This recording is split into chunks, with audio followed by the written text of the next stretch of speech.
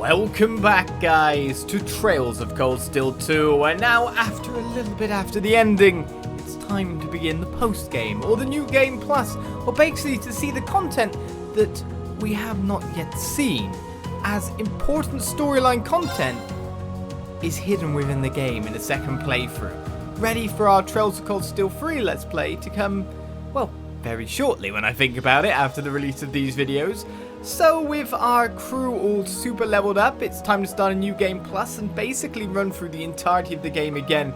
But this time round I get to keep my levels, etc, so I'll be able to steamroll for it, no problem at all. So, we are after something called the Black Records, and using a little bit of a guide to get myself there, to find these things in the fastest possible way, it's now time to find out what these are. So let's go locate them. So the first Black Record we can find is here within Act 1 before we've met up with any of our classmates, just randomly here at the Grand Market of Kelding, on this stall owner's shopping list. So if we just check it out, we see there we got Gambler Jack Chapter 2 if you want to buy that, but there's the Black Records 2, a black book that seems to contain historical records heavily damaged and written in an unfamiliar language. Let's buy that then.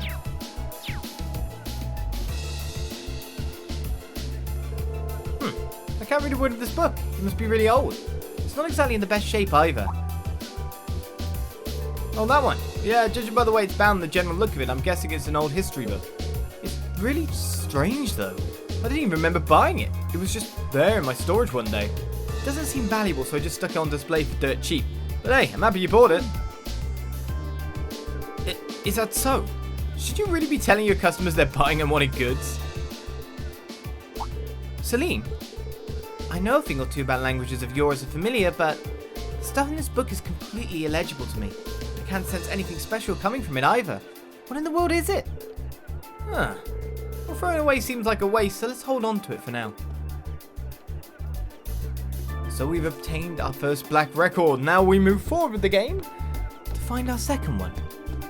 And now we come to Act 1, Part 3, where our class is nearly entirely reunited, just missing a Eusis adding, but still, we've just finished the quest St. Veronica's Tears, and that brings us to that black drone battle that we had very early in the game. However, after you do it, or more to the point when you're fighting it, you see there's a shiny on the ground, and that is our Black Record for the day. Any more cutscenes?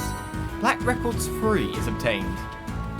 No cutscene this time, he just happily picks it up and moves on. So Black Records 3 is obtained. Time to see what's next, and don't worry, with the numbering, I haven't missed anything.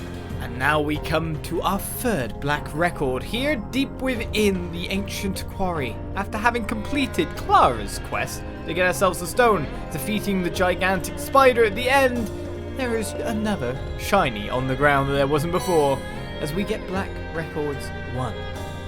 So now we have 1, 2, and 3. Let's move on and find our next one. And so we come to Act 2-3 now for our next Black Record. Right. Just after completing the quest Gone Air, we now turn to Norton, who supposedly holds it. You really pulled both me and my camera out of the fire there, thank you so much. I can hardly believe there was an actual airliner hijacking here in Erebonia. Just goes to show how big an effect the wars have on the public order. Sheesh, it's not a good sign. I remember this is just a one-time thing. Either way, take care. Yeah, same to you. Oh, by the way, I don't remember when it happened, but I picked up this weird book. Maybe I grabbed it while I was on that airline and forgot about it. This might be a weird question, but it's not yours or anything, is it? That looks like you recognize it. Well, in that case, take it. No give backs. It's not doing me any good like this. Okay. And so we received the Black Records. Number 4. Great, thanks. That'll lighten my load. That's the book. It's old, I guess. That's all I know about it. Didn't know what to do with it until you came along. Anyway, I've kept you long enough. Can't wait to hear about what you get up to next. Good luck out there. Thanks. You too. So we just receive it from him. Plucked from someone on board that ship? I don't know. Just hanging around. Now we move on to our next Black Record. And so we come to our 5th and final Black Record here in Lohengrin Castle during the quest Missed Opportunity in Act 2-4. Just literally entering. To the left, there is a sparkly that was not there before. Black Records 5 is obtained. That is the final one, so now we get to find out why we've been collecting them. And so now that we have all 5 Black Record books, it is now the 31st of December as we talk to Instructor Thomas to hand them in. Say, what's that black book you got there? Oh, this? I'm not sure myself, to be honest. Just some old book I ended up with. Would you mind if I took a little look at it? Not at all. Have at it. Rean showed the book to Instructor Thomas. How fascinating. Is something the matter? Oh, my apologies. It's just so unusual that I ended up getting lost in my own thoughts for a moment there. You see, I believe this is actually one of the series of ancient books collectively known as the Black Records. Then you're familiar with it? I'm not a scholar and a teacher of history for nothing, you know. But that said, all I know is that they exist, I'm afraid. I'm not sure what's actually written in the books. Evidence points to them containing information on the history of this land that's been lost to the ages, but beyond that... Wow, really? Have I piqued your curiosity? Why, I can scarcely blame you. I'm as giddy as a schoolboy just looking at it. Let me get to work on deciphering it right away. You mean you can translate that ancient script? I believe so, by cross-referencing other extant historical records. The book's seen some heavy damage though, so I'm afraid what I can pull will be far from a cover-to-cover adaptation. Still, if you're interested, would you be willing to leave it in my care? Along with any others you might have, of course. By all means, here you go. We hand it over 1, 2, 3, 4, 5 Black Records.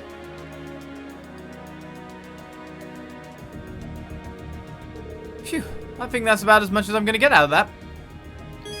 So the Black Records entry has been added in our book notes for every copy. This is going to be like SC, isn't it now? Wow, this is really fascinating stuff. Though being able to read snippets and select passages just makes me more curious about the parts you couldn't decode. Unfortunately, the damage was even more extensive than I thought. This was the best I could do right now. I might be able to decipher more if I had access to a dedicated research facility or some similar institution. But with the resources I have at hand, this is about all I can make out for certain. I see. I appreciate you for doing what you could. Well, you give me a copy of all 5 books now. Just tracking down the set is quite an achievement. All 5? Oh, did I not mention this before? In total, 5 volumes of the Black Records are known to exist. I'm pretty sure I would have remembered that if you said it before. My apologies then. I should have told you earlier. I hope you didn't spend too long trying to track down a 6th. I mean, there may well be one, unknown to even the most learned scholars, but these 5 are all you're likely to turn up. Either way, thank you for bringing me all of these. I'm going to keep working to see if I can decode the rest of them. It may take some time, but don't give up hope. There may well come a day when you can read the contents in their entirety. Good luck with that, Instructor. I'll be looking forward to it. Oh, please do. One more thing before you go. I'd like you to have this. Just a little something in thanks for all of these fascinating books. We've got ourselves a Zaram capsule. Thanks. Well, I don't mind some Zaram capsules, that's for sure. And that's all we can get with you, is it? I'm going to skip that text and we'll check out the book notes. So we've got the extra Black Records now. And so now we can see it is like SC, the something of something before the something. In beginning, there were great Loddle. I don't know. But you can obviously translate that if you just give it a little bit of time trying to figure out what it is. Or something green idol? I don't know. Whatever that is. But it will be translated in time, supposedly. So we'll leave these for now. And we'll have a little bit of reading to come in the future, that's for sure. Because we're off to somewhere else. Because doing what we've done actually unlocks a secret, optional boss. So let's go, in the post-game, to fight once more. And so we return to Rean's house, as his parents probably have a scene to share with us that we've seen before. However, supposedly this leads to something else, so let's talk to them. Huh? I feel a strange chill coming from somewhere. Is it coming from the valley? Might be good to look into it if we have the time. Path to Glacia Shrine is now open. The entrance to it is accessible from partway along Ymir Valley 1. Okay, so that was, of course, the long emotional scene where Rean is going to get told about his parentage at some point in time. However, there we go, that's the spot. We already know all about that. And that his parents never got the chance to tell him before everything went down. But now, this has opened. The Glacia Shrine.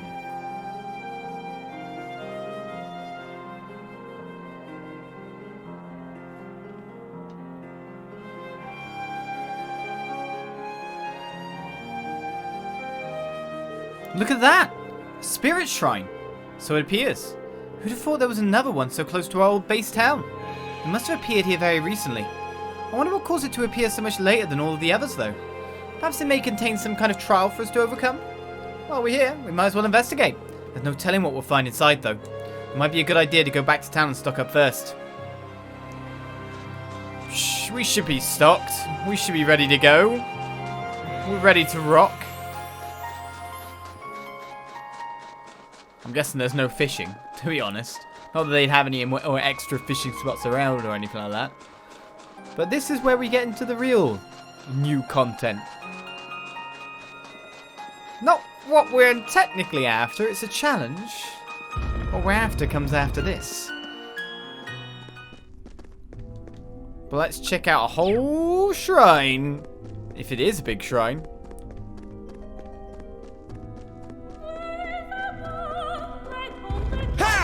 Didn't have to open that up. Oh, that's straight to the depths. Well, that's our challenge. I don't know if there's any Zamurian ore up there to be able to pick up, but still. Hello, you.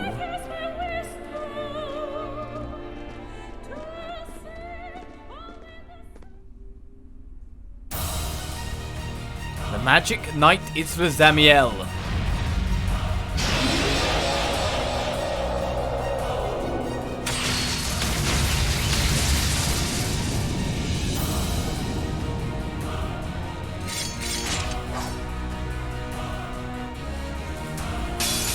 And everyone without a word just gets ready for battle. Let's move. Alright, Magic Knight Isra-Zamiel actually has a delay chance unlike our final boss, so we can go with that strategy in a sense.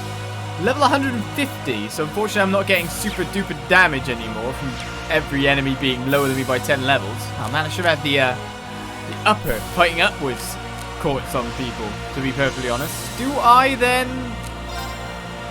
start off with a Grail Burst maybe then? Yeah.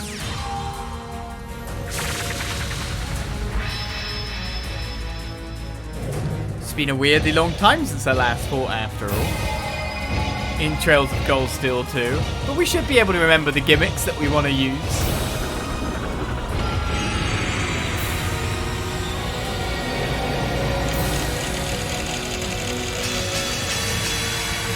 Probably get uses in for some noble commanding. Let's move.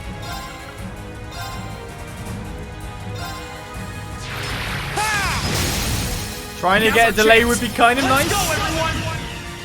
Leave this to me!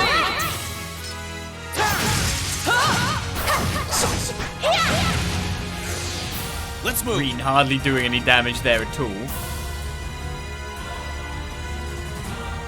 Shall I overdrive with someone then? Here goes. Overdrive! Let's get a bit of EP back there. We'll use up one overdrive. We'll try to get the delay going though. I would have liked the speed at first when I think about it. Now. Could have worked for me better. Opening. Because if we can get My delay turn. running, of course we can It may be trivialize the wise boss. to retreat. It'd be wise to retreat with it. Speed plus 50%, 5 turns. Looks pretty good. Let's move. The more speed, the better. Now's our chance. An opening. Not that I'm seemingly hitting those shots, however. My turn.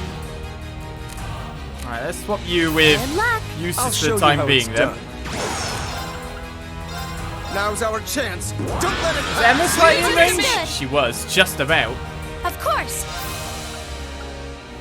Crescent Mirror won't come out first. I'm just wondering if I could overdrive this again at this point. Make sure I have an anti-null attack. Who knows what our boss might put out after all. Arc is activated. Then I might need that for something else. That's Summoning of ice spirits. Quite a lot of them. And still gets to attack on another attack there. A fair whack of damage came down.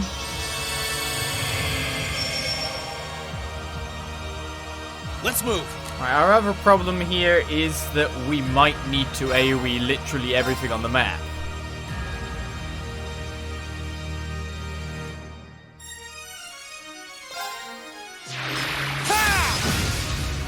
Right, got an 80 delay on the boss. It's my turn. Finally. I mean, equally, I should be able to just nuke the map too. Think that will kill them all? Arcus activate. Allow me. Now.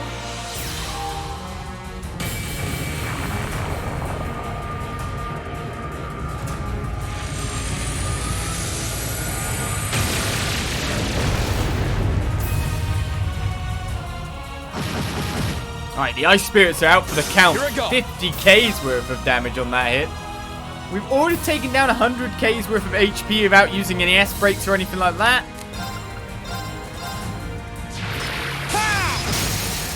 Now! Doesn't look like I'm stopping you guys from attacking anytime soon at this rate. Onward. This is actually Laura's first proper attack. I don't know if I use that yet or just hang back on it for now. Ah, no, we can use it. Witness the fruits of my training.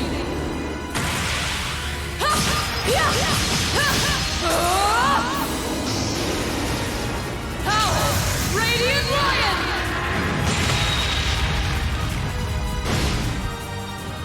Of course. For a nice crit, that's half the HP cut down. Wait, we've already got Crescent Mirror. Oh yes, that'd be one good thing to do, wouldn't it? Analyzing the enemy's vitals.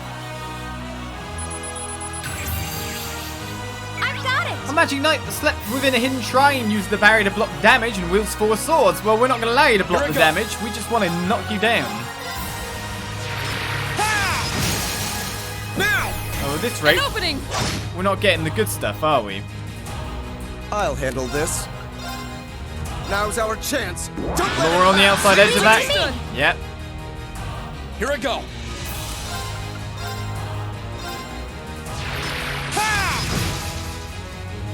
Got the 80 delay. My I turn. think we've got this in the bag from here on out. It's my turn. So now it's just about nuking you as much as possible. Got a little bit of mana back with you. Done the analyzing. It was more of that. I'll handle this. Do you want to join in the attack? Wish we had a Zero Arts at this point. So your best spell is Altair Cannon currently. Arcus activate. That were to hit with the My ATS turn. down, etc., that would be absolutely perfect. Now! An It's in the opening. bag.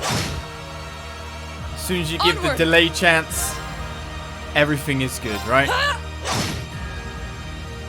I need to No. regain your CP up a little bit more. You're getting 4 per turn currently, Laura. Getting you to 200 would be one way to finish this fight.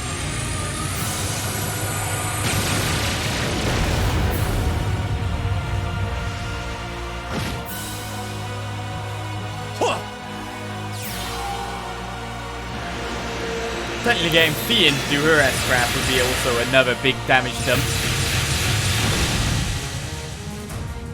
It's my turn. But these spells are hitting hard. Kind of out of mana for the time being, though. EP. I need some EP. Is there something that restores EP and gives buff? That's the dream.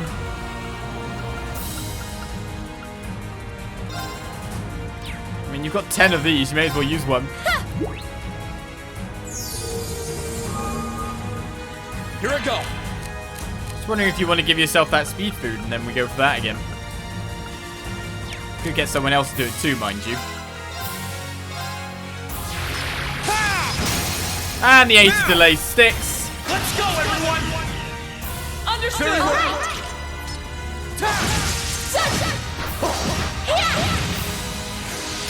Very well. Magic Knight easily Now's defeated. our chance. Don't let it pass. Leave it to Of me. course. Leave this to me. Alright, Laura's got one more turn of strength after this. Hi. Here I go. Unless I maybe cast him around now, or motivate. That would give her all she needs to keep her stuff All going. right, let's do this. Leave it to me. Understood. Of course. Just want to get you to 200 so you can just knock them out now. That said, we've probably got enough spells and whatnot from our My other turn. casters to be able to finish the job quite nicely. Yeah. They're off guard. Got you. Now.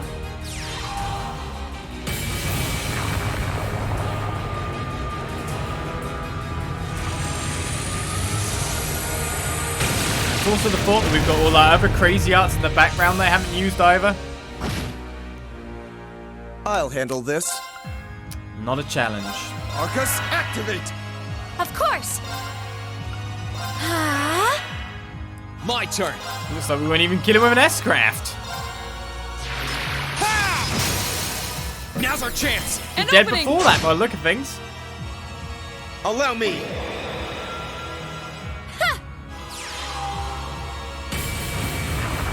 With Emma hitting for always upwards of 40k per spell. With the arch charge as well. 51k. And with a soul eruption to finish things maybe? And if not, Laura's always there waiting. But of course, you'd expect an end game squad that beat the game to be able to beat an optional boss like this without too much of an issue, wouldn't you?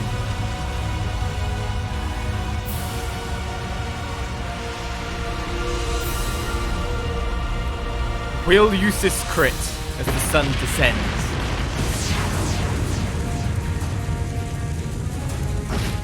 Oh no! Leave this to me. He's still alive! Can't be having this. I leave this to you. Will do. You're finished. Full speed ahead.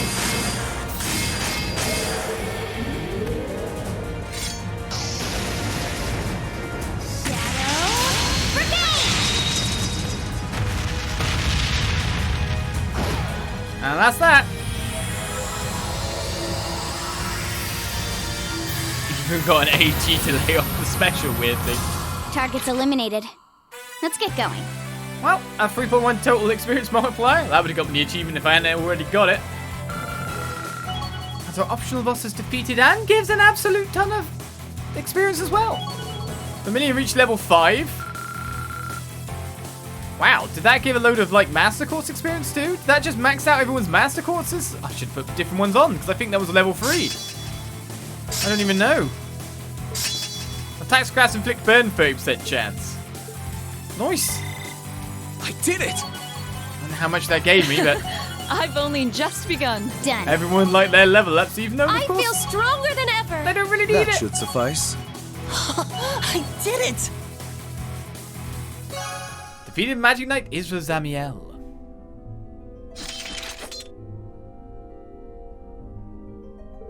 Phew, that should do it. That thing was unlike anything we've ever fought before. It was far beyond the level of any of the Magic Knights we've fought thus far. At least we took it down. I'm exhausted. I assume that knight must have been intended to serve as a trial like the ones we fought in the other shrines. But unlike in those, there doesn't seem to be any Zemurian ore here. Maybe this shrine was never intended to appear to begin with. It simply emerged as a result of the balance lost in Erebonia, doomed at the start to serve as a trial with no purpose. It was quite the ordeal, but at least it's done and over with. Well, at least we don't have to worry about things here anymore. We should go and get some rest and then get going.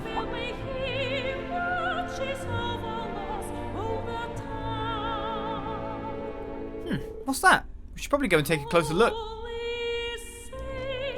Well, it does seem there's an item, so there does seem there's a purpose. It's interesting the amount of trials of no purpose that seem to be around this land. We obtained the Ice Crown. The Ice Crown! What are we looking at? CP plus 10 every turn, crit plus 50%. A crown with a solemn radiance gives limitless power. Oh, I don't know, maybe that would be better than that, based on the fact that you'll just be critting like every time. Nearly. I mean, you've got crit on your weapon too, haven't you? So that's 60% base crit on you. That just makes Laura even more powerful. And 10 CP every turn means that she'd be able to start spamming her S-Craft, like, so much. It'd be insane. Well, there's another big buff for us. I don't think there'll be anything on heading out, but now we head further through the game as I have to finish the game proper. Head through the divertisement and into our epilogue now, I think, to see our final scenes. We'll see. I'll see if I get that right. So let's continue on with our black records. And so now we come to the game's epilogue. We've completed the main story, the advertisement, and now, on the 12th of March, we speak to Instructor Thomas yet again. Why, hello, Rean. How goes your studying? I'd be more than happy to help if you're having any sort of trouble. Thanks for the offer, but I think I'll be alright. I've got the Mackies and Emma's support system to keep me on the ball. If that offer extends to next year, though, I'm sure I'll be taking you up on it then. Oh, by all means. Nothing in this world makes me happier than lending a hand to students in need. Oh, and by the way, I've pretty much finished decoding those black records you gave me. As much as it pains me, you can take them off my hands. You have. We received the decoding report. There's some fascinating stuff in there, if I do say so myself. Be sure to look over them if you have the time. Right. But can you believe the academic year is so close to its end? I just love to see it off with a big old party, wouldn't you? I think you're onto something. I'm pretty curious about this report you just gave me. I'll have to look it over when I get back to the dorm. So it's something that I've got to wait for. Decoding reports. Are you just in here? Report on the contents of the black records from Instructor Thomas, best read during the evening. A very specific time that I'm supposed to read it. And these books are not decoded until I open it, it seems. So, we'll go forward to the dorm now and sort that out. And so we have now come to the dorm that night. And now, want to open, of course, our decoding report. We've been waiting for this. We've been playing the whole game to find out what's in these. So, let's have a look-see. The contents, what's inside. All the black records in the notebook were updated. Of course, this music to go on at the same time. So we got a bit of reading to do. Let's start with Black Records 1. We're going to start from the start and go through, of course. The gods of creation before the Septian calendar. 4 pages. In the beginning there were 2 great gods. One boasted unrivaled courage, the other unparalleled fortitude. They descended from the heavens with their kin, and it was upon the dark land below that they first met. Calamity. Their opposing natures incompatible. The 2 were drawn irresistibly into battle, and thus began a struggle that shook heaven and earth. The goddess and the spirits' lament were for naught. As the land quaked, the skies were torn asunder, and the gods' kin could only tremble in fear. After what seemed like an eternity, their clash came to an end, but it was an end of mutual defeat. Their powers spent, the empty shells of the 2 celestial titans were flung into the furthest reaches of the dark land. All that remained in their wake were terrible scars on the land, their kin, and the great power. Black Records 2, The Dark Dragon, year 371 of the Septian calendar. 200 years after Heimdall was first founded, ruin rose on monstrous wings from the depths of the earth. Its name was Zoro Agluga, the Dark Dragon. A malevolent creature of terrible power, it spread a miasma through the capital that turned Heimdall into the city of the dead. But the horrors did not end there. The evil dragon desecrated the corpses of the fallen, taking control of their bodies and using them to attack those who remained alive, further increasing the legions of the dead. The emperor at the time, Astorius II, was forced to flee the city with what remained of his household and citizens. Together they retreated south and established a new capital in the land of St. Arch. Through 100 years and 6 more emperors, the bane of Heimdall went unchallenged. It was the 7th, Hector I, who resolved to recapture the city. Time had proved an ally to the beast, however, and the dragon's influence had spread over the surrounding area like a plague. Undaunted, Hector I led an army of brave knights into the necropolis in an attempt to free it. But though their hearts were steadfast, their arrival was met by legions of powerful fiends, and their efforts seemed doomed to end in failure.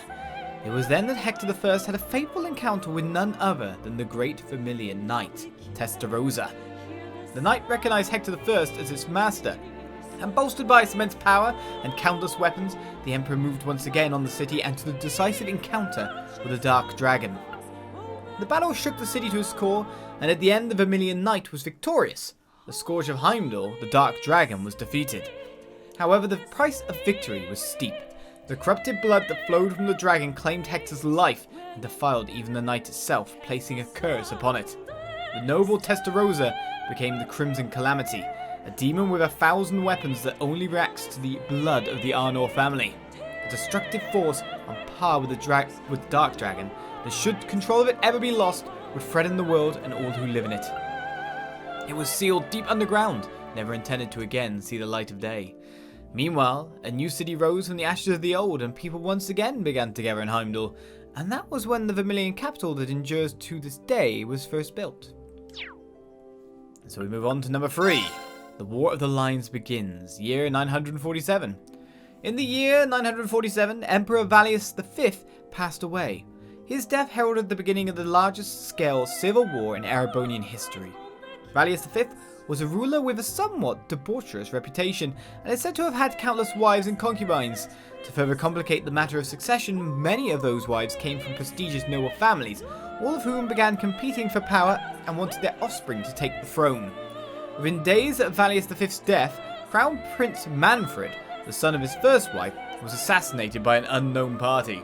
Following the death of the Crown Prince, the fourth prince and son of the first of Emperor Valius' secondary wives, Prince Orpheus, seized the capital by force.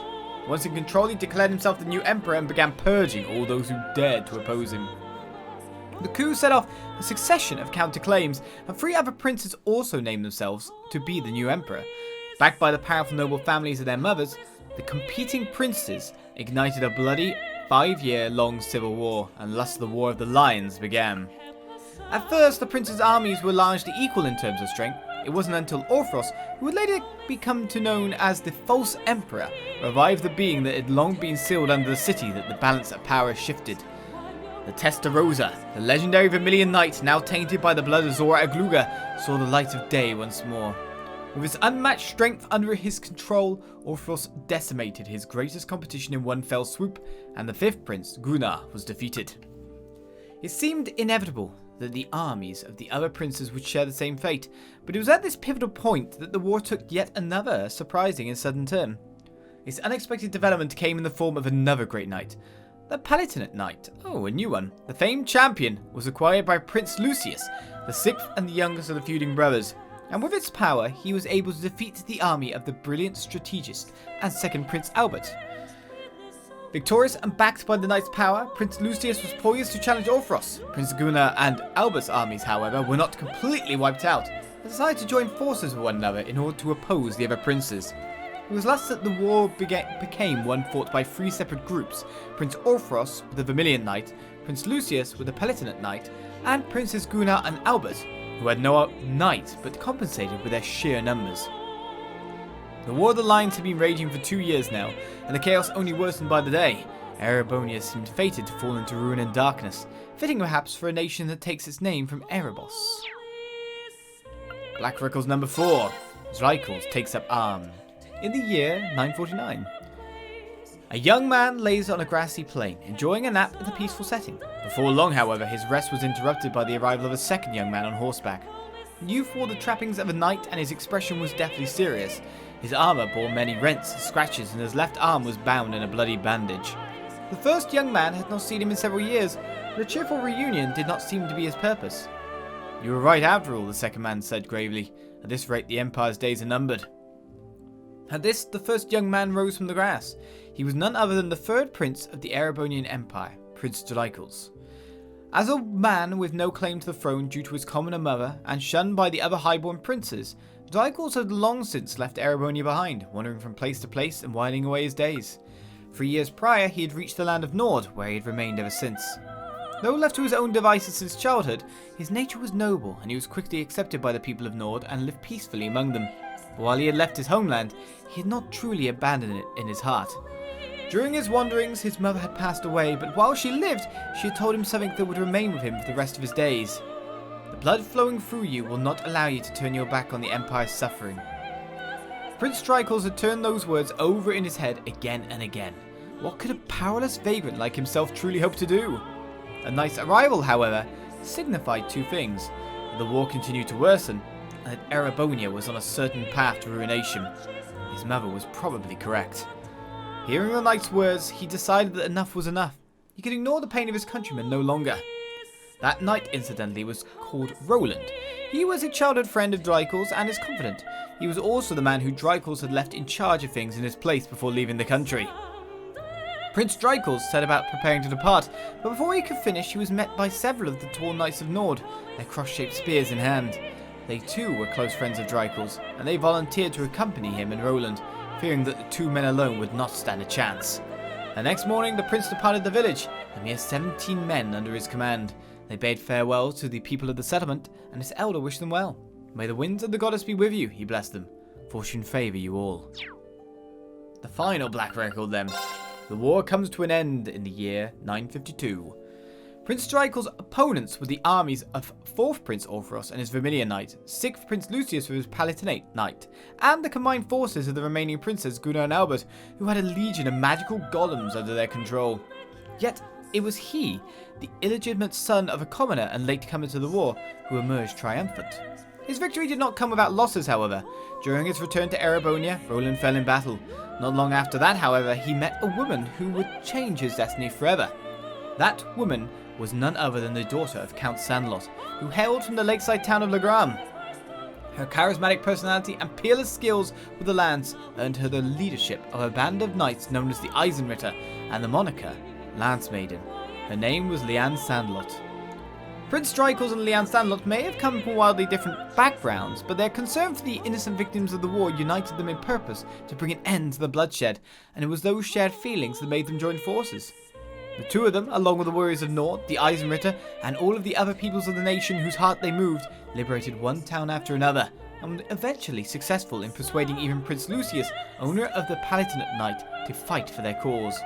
At the same time, however, the false emperor schemed to elevate the cursed Vermilion Knight to even greater power, to godhood, and thus the Vermilion Apocalypse was created. The demonic god emerged in Heimdall alongside a monstrous castle and vanquished the approaching armies of Albert and Gunnar in a single battle. Their end was anything but conventional, however. They were simply erased from existence.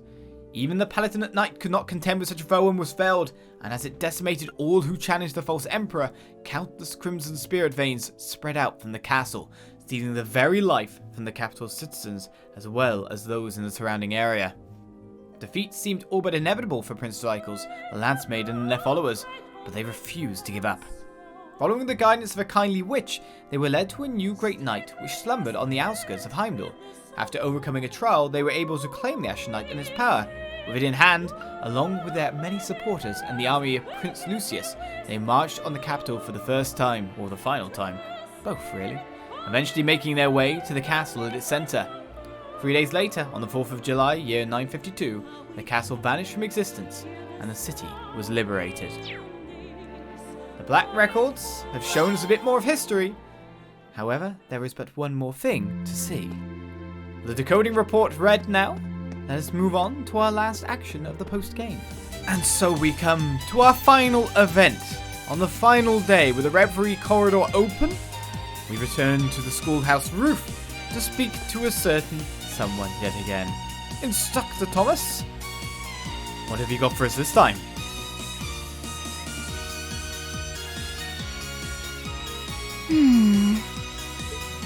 My. Who would have imagined even more marvelous mysteries still lurked within the old schoolhouse? What a delight! Why, I can hardly stop myself from heading in there to take a little peek. That might not be the best idea right now. There's no telling what could happen in there. Yeah, I'm gonna suggest you take a hard pass on that. Oh, come now, I was only kidding. I wouldn't dream of rushing in to steal the thrill of discovery for myself. But, all joking aside, I take it you finished reading those deciphered passages from the Black Records I gave you, Rean. Huh? Deciphered? Well, sure, I looked through them, but why do you ask? And what's Rosine doing here anyway? Well... Questions, so many questions. Please, allow me to elucidate.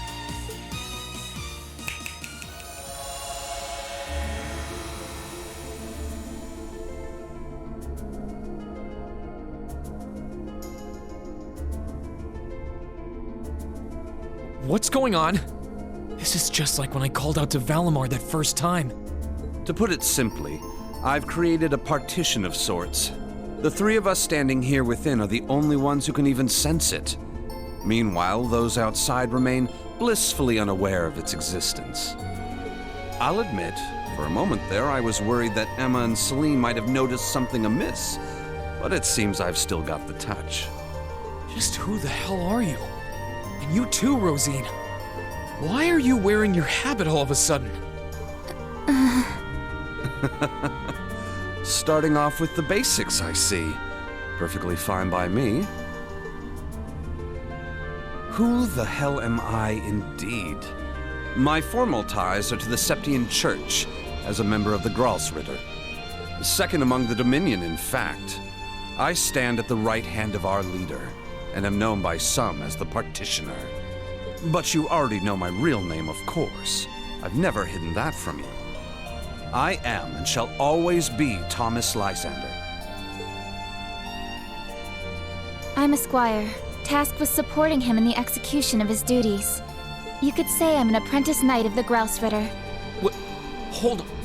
What? The Gralsritter? Do they have something to do with the Congregation for the Sacraments Scarlet was talking about? That they do, Rean. We're a secret sect of the Congregation, an unseen face. Our organization's existence isn't known to the wider world, nor should it be. Our primary purpose is to gather and seal away dangerous artifacts. But every once in a blue moon, it becomes necessary to undertake covert operations like this one. I guess I shouldn't be surprised. To be honest, I felt like there was something off about you for a while now. You were able to decipher the Black Records for one. And your knowledge and abilities go way beyond the average instructors. But even still, I never would have guessed you were connected to something this large scale. And with all that in mind, what do you want with me? Why tell me all of this now? Have you finally decided to step out from the shadows and interfere? That's not quite it. Perish the thought, Rean. What happens in the old schoolhouse is out of our jurisdiction. Always has been. The way things stand brings to mind a few parallels with Liberl's Phantasma trouble, but I doubt this is nearly as dangerous. After we're done here, I'll be glad to let you tackle that on your own. Me, I'm only here for a little talk with you. After all, you are an Awakener, possessor of a fragment of the Great Power. And that means we have matters to discuss. This should come as no surprise, but the trouble facing this land is far from over. Now, it may seem to have passed for now, but this peace is merely a simple respite. The most crucial moment stands silent in the wings, waiting to unfurl before us. The Chancellor never stops spinning his webs, and while he may have repelled Ouroboros for now, they will be back. Mark my words. And there's not a doubt in my mind that you'll have an important role to play in what's to come. That's why I thought it would be worthwhile to make a formal introduction and ask for your cooperation. So, what say you? Sir, if I may, you might want to ease him into this a little more gently. It's quite a lot to take in at once. Rean, I want you to know we're not here to scare you or to make an enemy of you. We don't mean to pressure you into a response either. For now, our intent is just to remain here and keep an eye on things. So if there's ever anything you need our help with, we're here for you. Just ask and we'll do whatever we can. Thanks, Rosine. You're right, too. This is a lot to take in at once. I'm not really sure how to respond. I guess at the very least, I can tell you're not my enemies. But by the same token, that doesn't necessarily make you my allies either. So, no promises. I understand completely, Rean. And for the time being, that's perfectly fine. But to return to an earlier topic, Those black records you found are actually of particular interest as historical artifacts. As far as I can tell, their purpose was to record the true history of the Divine Knights. Given that recovering artifacts like those is our job, well, if you happen to find any more, do pass them along to us, would you? I'll give you transcripts of everything I can decipher, of course. Given what you've read so far, I'm sure you must be curious. I'll give it some thought.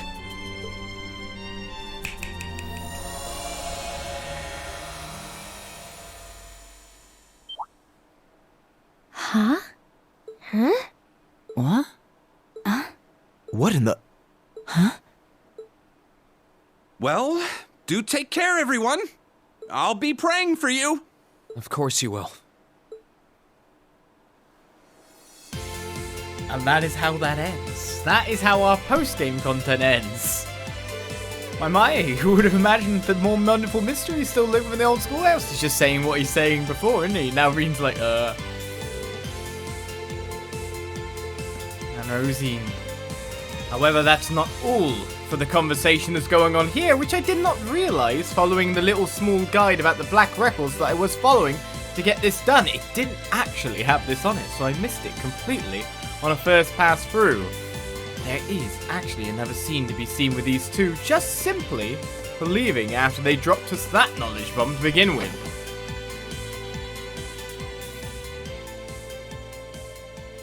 Are you really sure that was for the best? I'm afraid you might have made him even more wary of us. Oh, that was exactly my intent. I need him to start acting with a little greater awareness of his place in a world that's more precarious than he takes it for. That is, if we intend to unravel the mysteries of the two septarians that once graced this hallowed land. And beyond that, the secrets of the system fashioned by the witches and gnomes. The 7 Divine Knights.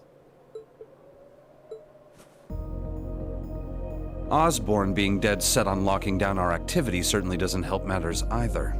The Roaring Lion should be able to take care of Western Erebonia on his own. But there's certainly no harm in working to strengthen our foothold on this side of the Empire as well.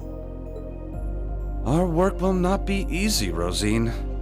Be mindful of that. Yes, sir.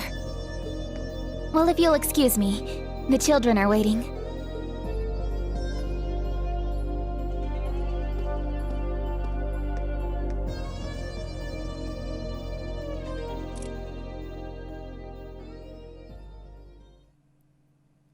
And so it was delivered upon us. Interesting information that was actually more interesting than the previous talk. Straight up front, of course, the stuff moving in the background. The Roaring Lion, we'll have to assume if it's Septian Church related after all, is most likely Barkhorn. Considering the fact that he is in the territory going around as Merkaba. So we'll assume that, which means the Septian Church is here in force with not one but 2 dominions at the very least.